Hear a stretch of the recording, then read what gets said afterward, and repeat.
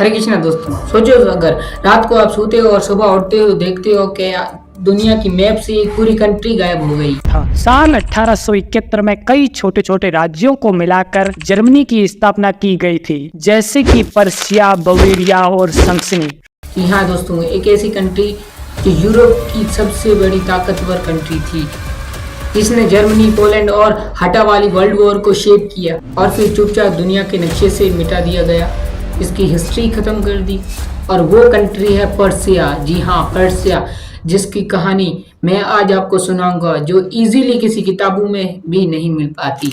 तो let's start करते हैं वीडियो को स्किप करने से पहले सोचिएगा जरूर। पर्शिया है ये यूरोप का एक ताकतवर मुल्क था जो कि 1701 से 1947 तक कायम रहा, लेकिन दूसरी जंग अजीम के बाद इसके इलाके जर्मनी, पोलैंड और रूस में तकसीम हो गए और ये नाम और मुल्क हमेशा के लिए खत्म हो गया। सन 1525 में एक छोटा सा डची ऑफ द पर्सिया बना, जो आज के पोलैंड और बाल्टिक सी के पास वाले एरिया में था। धीरे धीरे ये डची एक किंगडम बना और यूरोप का सबसे डिसिप्लिन्ड और पावरफुल मिलिट्री के लिए फेमस हो गया। हिस्ट्री में कहते हैं कि Persia was not a state with an army but an army with a state, मतलब पूरा देश एक फौज था। 18वीं सेंचुरी में फ्रेडरिक द ग्रेट के अंदर प्रूसिया ने यूरोप को हिला दिया। छोटे से एरिया से बड़ा होकर ये ऑस्ट्रेलिया, फ्रांस और रशिया जैसे पावर्स को चैलेंज करने लगा। जर्मनी की यूनिटी का भी श्रेय पर्सिया को ही जाता है। आज जो जर्मनी एक स्ट्रॉन्ग नेशन है, उसके पीछे पर्सिया का मॉडल ही था, डिसिप्लिन, ब्यूरोक्रेसी और military power. First world war में भी पर्सिया मिलिटेरियन को ब्लेम किया गया। वर्ल्ड वॉर 2 में हिटलर का नाजी जर्मनी भी कहीं ना कहीं पर्सिया डिसिप्लिन और मिलिट्री मॉडल का रिजल्ट था।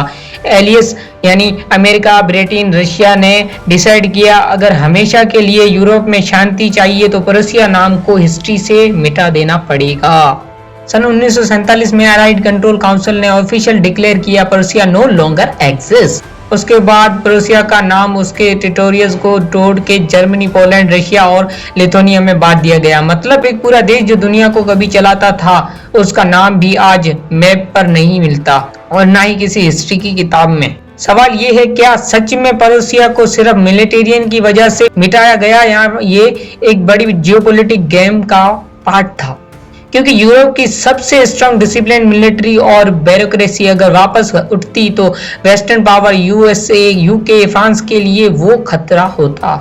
तो दोस्तों, पर्सिया एक ऐसी कंट्री थी जिसकी ताकत एक आर्मी से भी ज्यादा थी, लेकिन आज उसका नाम किसी किताबों में भी नहीं मिलता। यानी कि आप स्कूल पढ़ते हो, कभी आपने सुना कि पर्सिया एक कंट्री था, लेकिन आज उसका नाम किसी मैप या किसी हिस्ट्री की किताबों में भी मिलता हो, ये भी इजी नहीं है। क्यों?